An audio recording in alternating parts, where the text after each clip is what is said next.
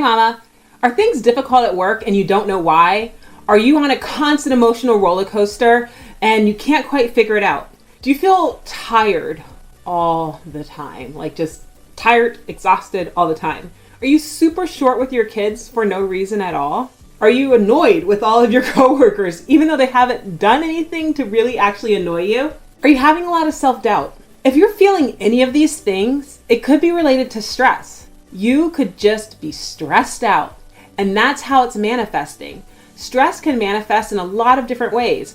For me, I know it manifests physically. Like I start to get really tight here, and if you ever see like my shoulder up by my ear, that's because I am stressed and I gotta like figure out how to work it out. It also manifests in me being short with my kids, short with my family, because by the end of the day, like all of everything is just worn out. It's really important to recognize how stress shows up for you, because once you do that, once you're conscious of how stress shows up for you, you can start to take action to mitigate that stress, right? To relieve that stress, to get your shoulder back to where it belongs. I'm gonna give you a few different tips to take to help you mitigate or relieve your stress. But before I do that, we need to talk about the root cause of stress. And I wanna focus on work. Like, why is it that work stresses us out so much sometimes? There's research that shows there's some very specific reasons. One is an excessive workload. When your workload is simply too great, that can cause stress. Did somebody leave your company and now you're picking up the slack? Is somebody not doing their job and now you're picking up the slack, right? All of that adds to your current workload, and that could be causing you stress. Even if it's exciting that you're working, because you could be working on a new project and you're like, I love working on this project. I love the exposure. I love the analytics that I'm doing. I really love what I'm doing. It can still be causing you stress. Unrealistic deadlines are another key driver of stress. If the deadlines don't match what you're actually able to deliver, that can stress you out. Not spending enough time with your family can also stress you out.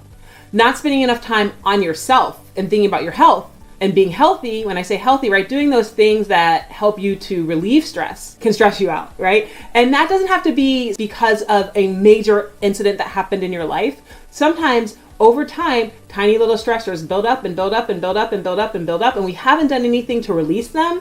And so they become, all those tiny things become like one big heavy thing where the sum weighs a whole lot more than the individual parts. Another key stressor that happens or can be caused by work is having no clear direction, right? If you're told or you're working on something and it was kind of like, just go do this, but the vision isn't clear, the strategy isn't clear, your part in the execution is unclear, all of those things can cause stress. So think through these things and try and get to a place of what is the root cause of my stress? Because once you know that root cause, then you can take some action to start to alleviate it. Some things that you might do to alleviate that stress are eliminate and delegate tasks. Take a look at everything you're doing. Is there anything you're doing right now that maybe made a lot of sense for you to be doing 3 or 6 months ago, but isn't as important in this moment? Can you eliminate it? Is there anything you're doing right now that you no longer have to be the one to do it? Can you delegate it? Another thing to try is single tasking. I know we always talk about multitasking. I grew up in the age of multitasking, where multitasking was the pinnacle of productivity, but it also can be the pinnacle of stress. So take a moment and see if spending your days multitasking is causing you stress, and instead focus on single tasking. Do one thing at a time. Do it, and when it's done, then move on to the next. That can help to reduce the stress in your overall day. Breathe. Another thing you can do when you're stressed is breathe. Consciously set minutes each day, 1 to 3 minutes throughout the day for you just to sit and breathe. My favorite breathing exercise is to breathe in for 7 counts, hold it, and then breathe out for 7. I set a timer for 3 minutes and I just breathe like that. And you know what? My shoulder releases. Another option, if breathing is just you can't even sit still long enough to breathe, is to take a walk. Take a walk, and while you're walking, focus on your breath. If that walk is around the block, awesome. If the walk is up and down the steps in your office, awesome. It doesn't matter. Just move for even 5 minutes and it will help you to de-stress. The next thing that you can do when you're feeling stressed out is to take a day off. And I know that's scary because if you're stressed, you're probably like, I got all this work to do. I have all these things happening. I'm not meeting my deadlines. This person's not pulling their weight. I'm picking up the slack here. There's so much happening. Sometimes though, you need to take a break. You need to step away. Taking a day off can help you show up the next day much more clear-minded, much more ready to make good decisions, and much less stressed. And also, chronic stress can lead to illness. So take that day off where you have a bit of a choice in it and not where you're forced to because your body's like, you know what? we're done right now. You don't want that. Another thing that you can do is to ask for help.